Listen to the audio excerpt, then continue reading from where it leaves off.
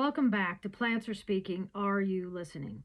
I wanted to share with you that plants respond to what is happening now. They don't worry about tomorrow's frost or to yesterday's drought. Our bodies, our nervous system responds in the same way.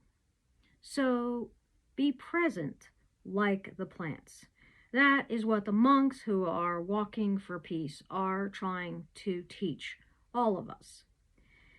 I know that they say today is going to be peaceful, but that's not present.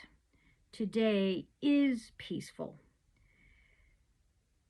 That brings you into present moment. You can never chase the future.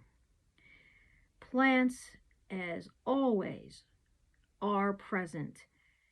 They respond to light, temperature, moisture in the moment. When you talk to your plants, you can say to them, "You're doing great." So you are changing how you show up to your plants.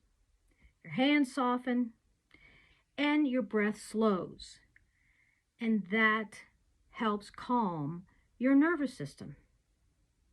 So remember, plants respond to that presence, and our bodies in kind do the same.